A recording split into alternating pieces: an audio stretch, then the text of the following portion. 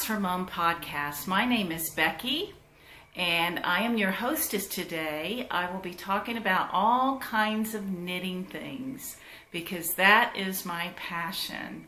Please join me today as I share some of the things I've been working on, some things I'm finished, a little bit of the master knitting that I've been working on to become a master knitter, and a fun knit along that we're doing on the Socks for Mom podcast on Ravelry.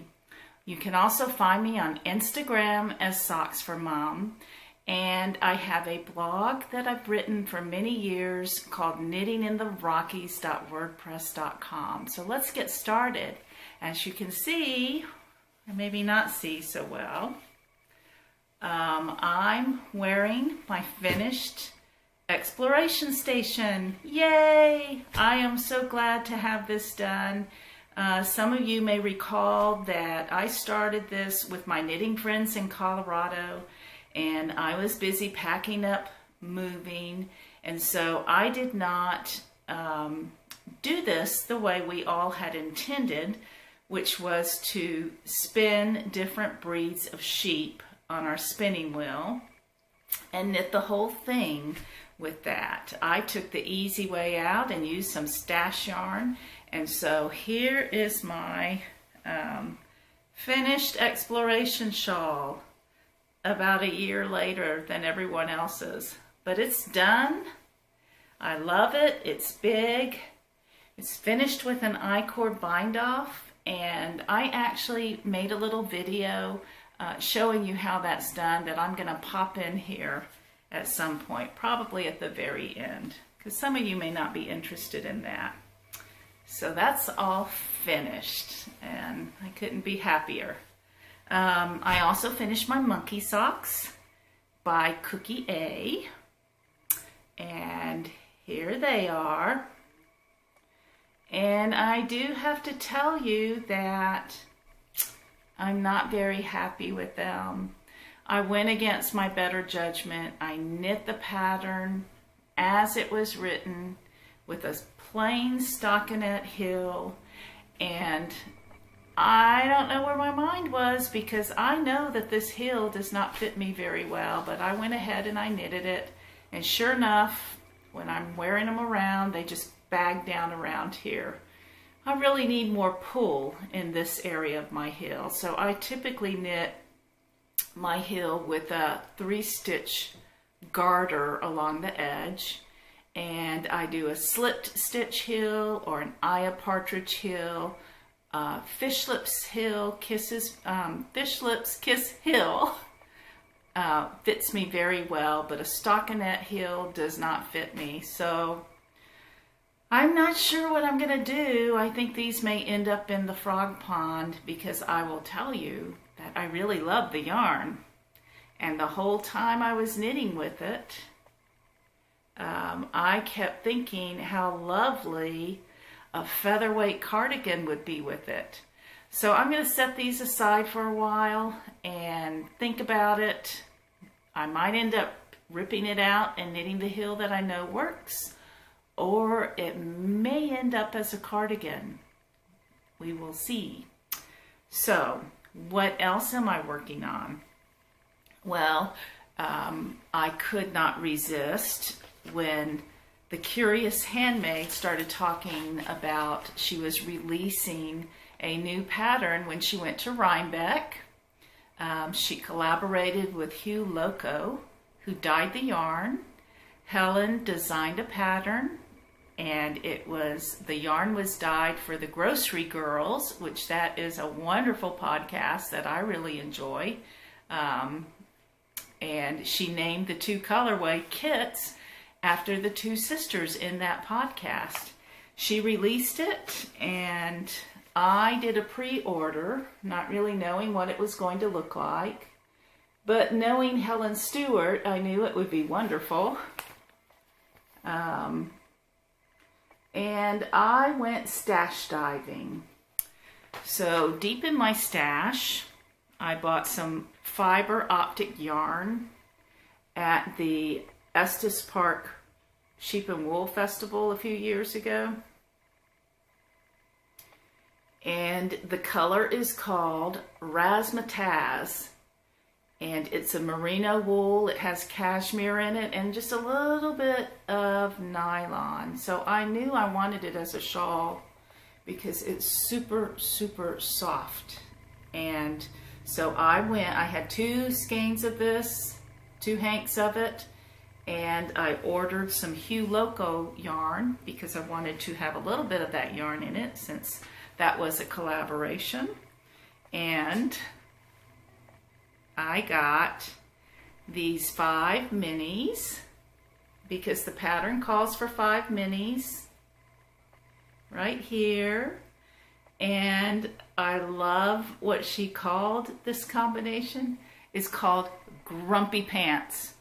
Now, I will confess that when I first started talking about it, I kept referring to it as Grumpy Men because and I thought, wait, that can't be right.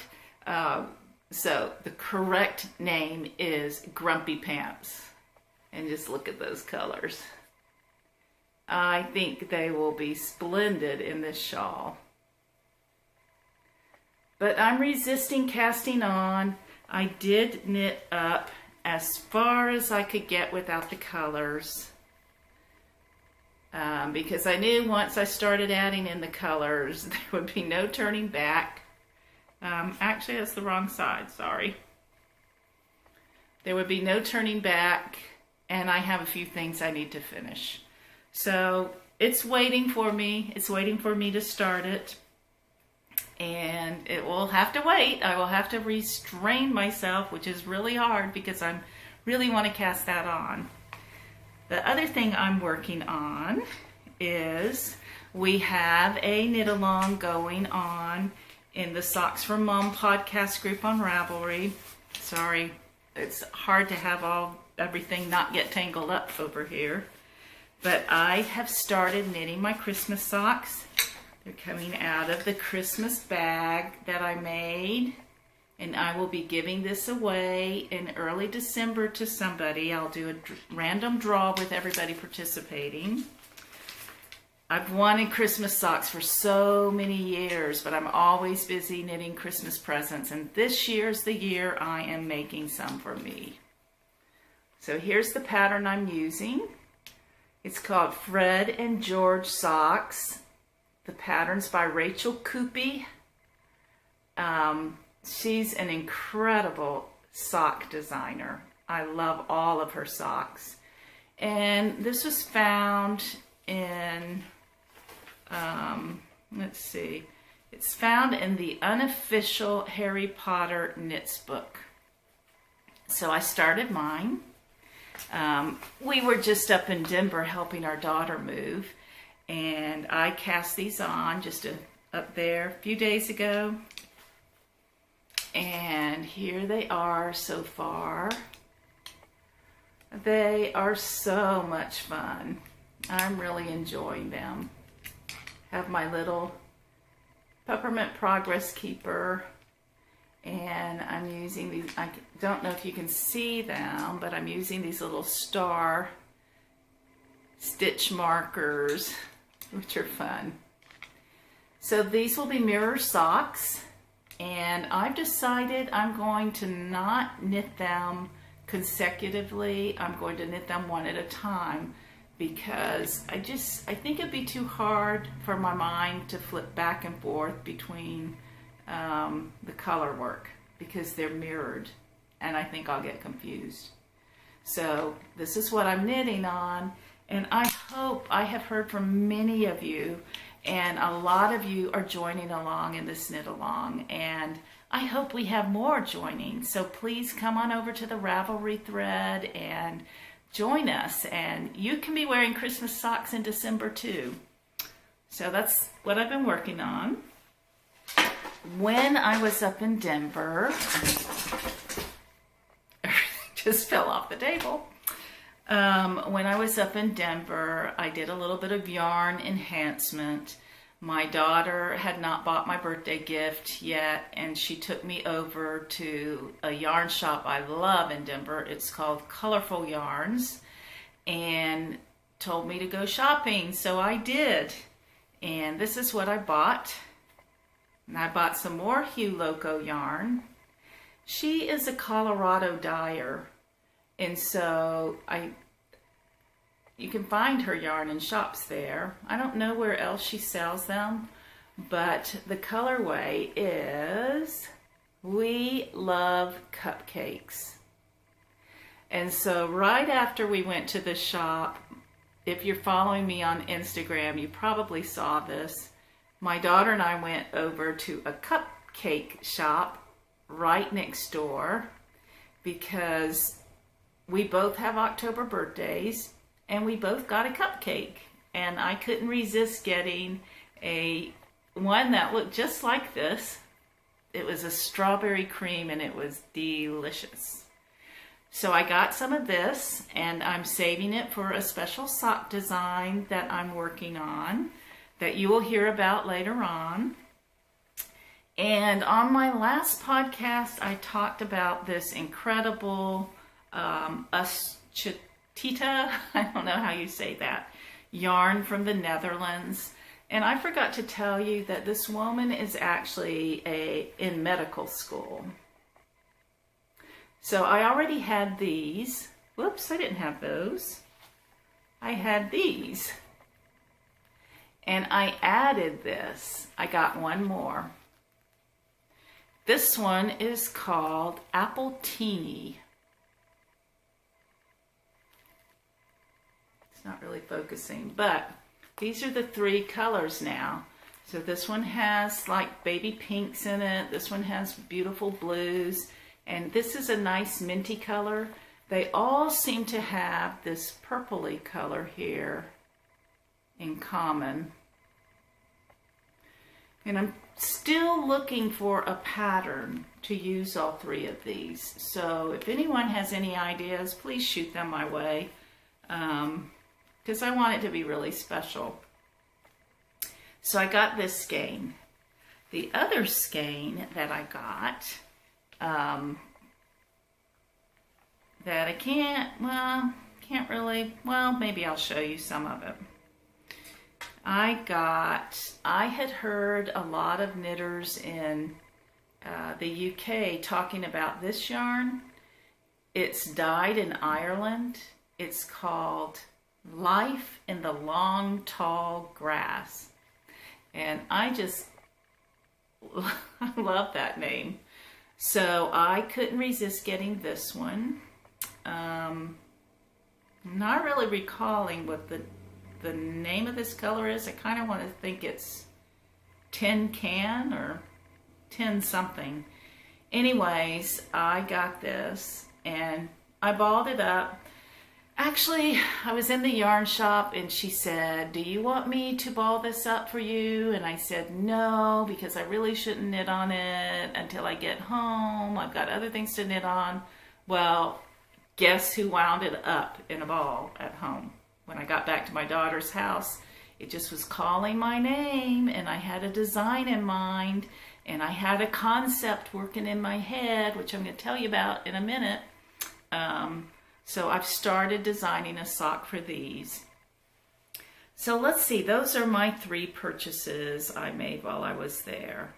The next thing I want to tell you about is I am a conceptual knitter, which means I can take a concept and run with it when I do design work, which I haven't done a whole lot, but I have done some, and I tend to alter all the patterns that I knit. So over the next 3 episodes, I'm going to be sharing some of the conceptual knitting that I've done, that I've gotten excited about. And one that I want to share with you today is several years ago when the last Lord of the Rings movie came out and everyone was excited about it. I did on my blog, I designed a sock. I called it Mirkwood, which for you fans will know that that is the dark forest. And I released clues each week. And we had a lot of people knitting along because everyone was excited about the movie. It was great timing. And so I designed these socks here with a very simple cable. I don't know if the teal is picking up very well, but it's like an elongated cable. And it's plain stockinette. So the whole thing is stockinette except for this cable running all the way down the side of it.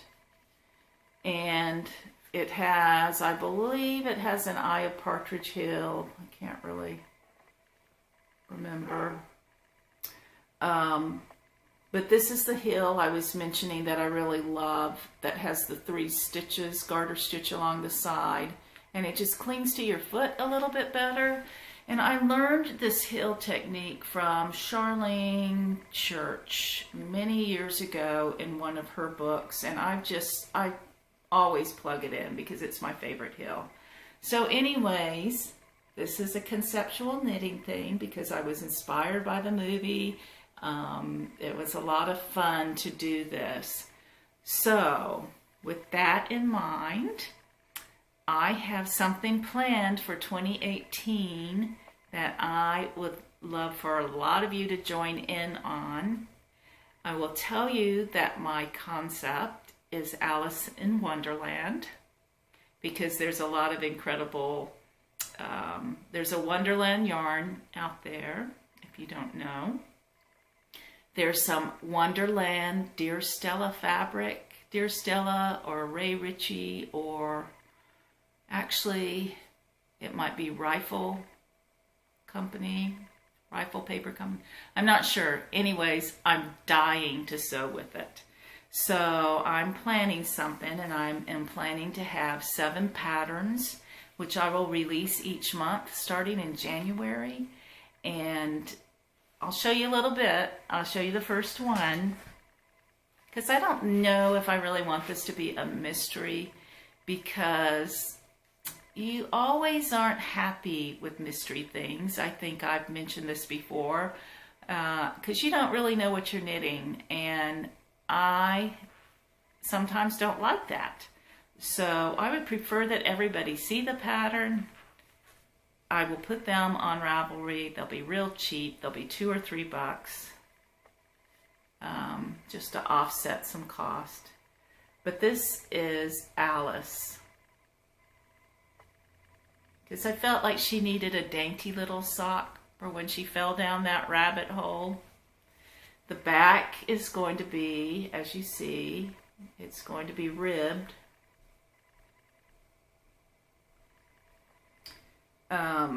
Because I think that'll fit you better.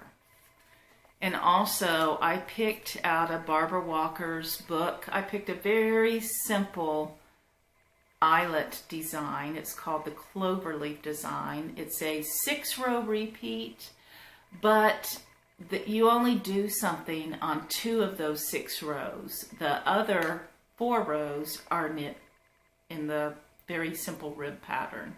So I think it's an easy pattern. I would rate it an easy pattern. And I will probably do my heel that I like on it. But I will have some modifications in there. If you have a high arch, I will put some tips in there for that. Anyways, I don't want to give too much away. I don't want to tell you about the toe yet, because it kind of goes along with the theme of falling down a rabbit hole. So that's my plan for in 2018. And let's see, the last thing I want to share with you is my progress on the Master Knitting Program. As you may recall, I'm on level 2. I am working on my last 3 swatches, and then I will be starting my final projects. So these last swatches that I am working on are all about cables.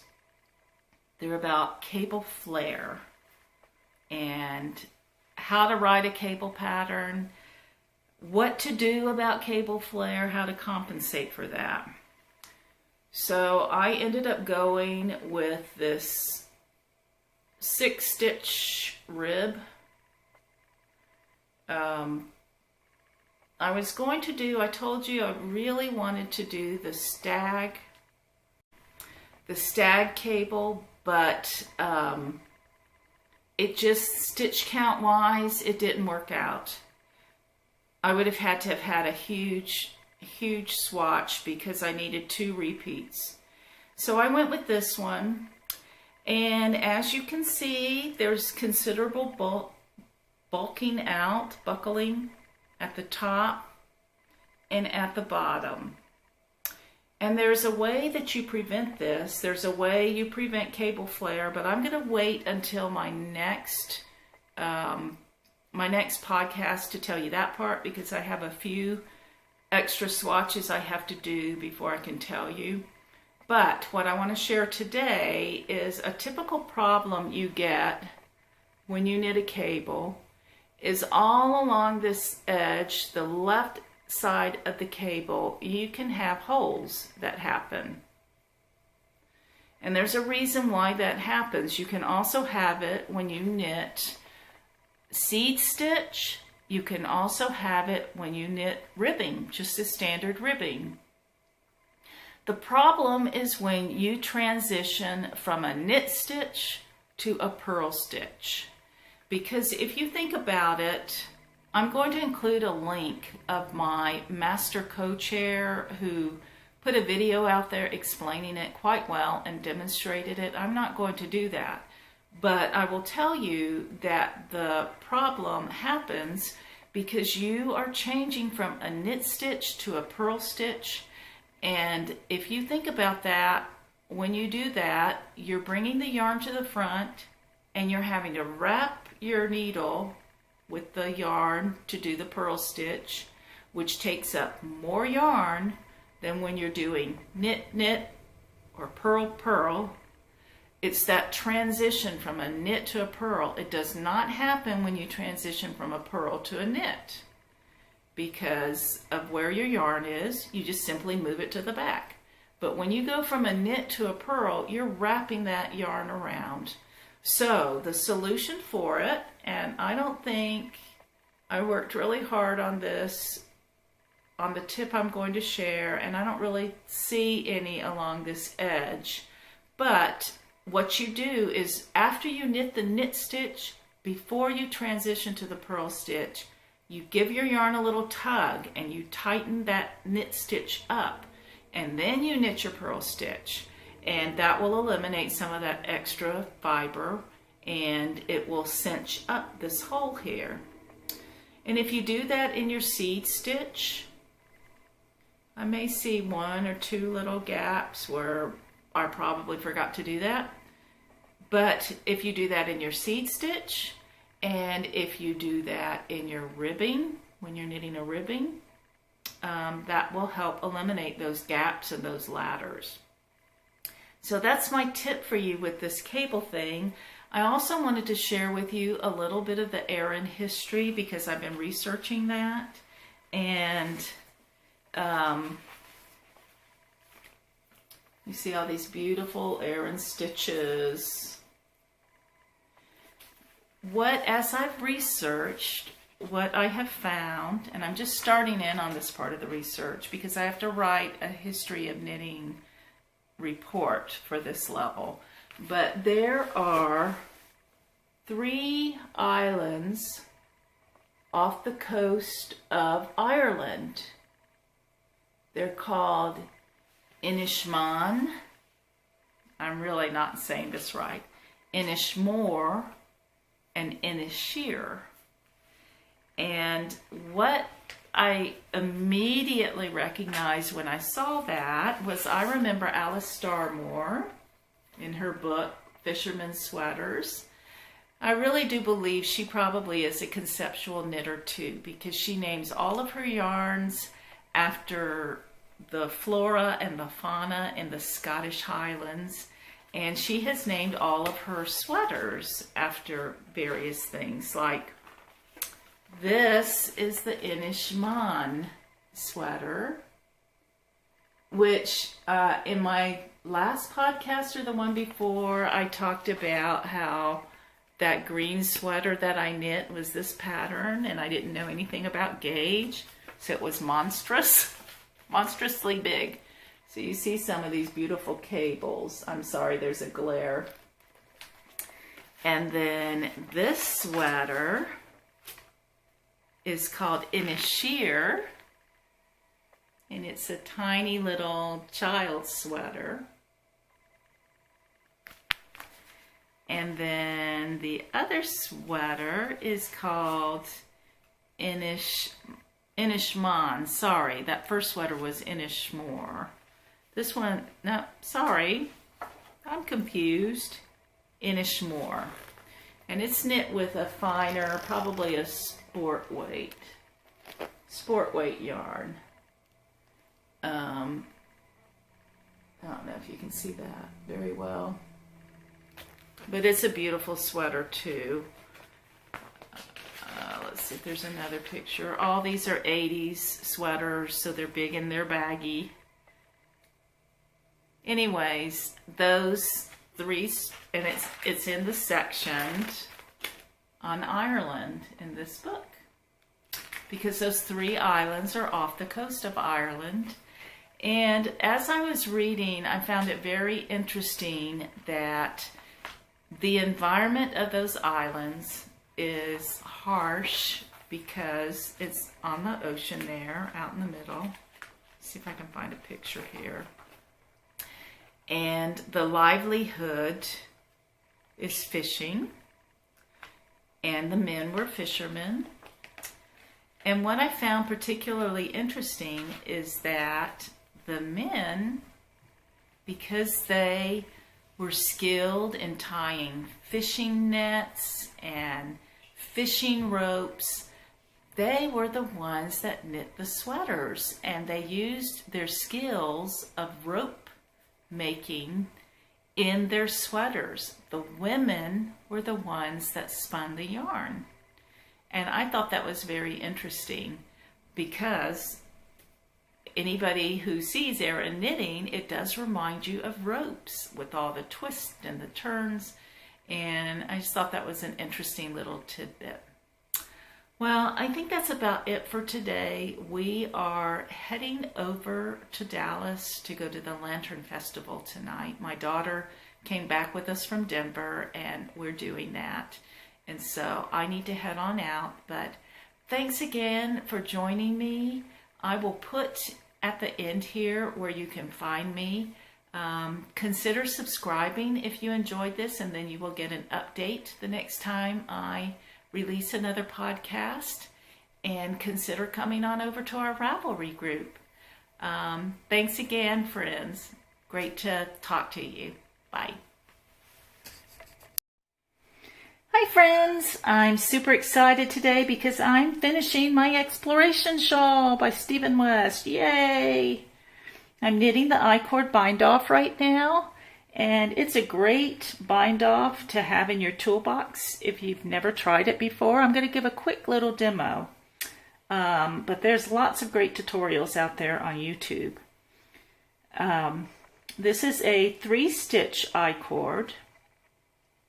And basically what I will do is knit those first 2 stitches, take that last stitch of the I-cord, and join it together to the first live stitch here of my shawl. This is that whole last row there. And I'm going to join those 2 together and repeat that process over and over for every single stitch left. So let's give it a go here. So I knit those first 2 stitches. Oops.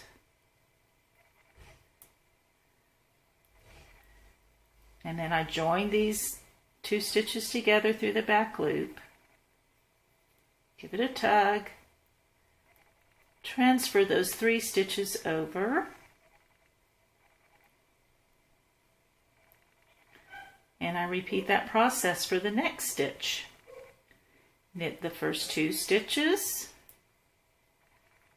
join the last stitch of the I-cord to the first shawl stitch over here by knitting those 2 together through the back loop, giving it a little tug, and transferring those 3 stitches back over to the left hand needle to repeat again. And you just continue this process all the way across every stitch you're binding off until you have none left. And it's just that simple.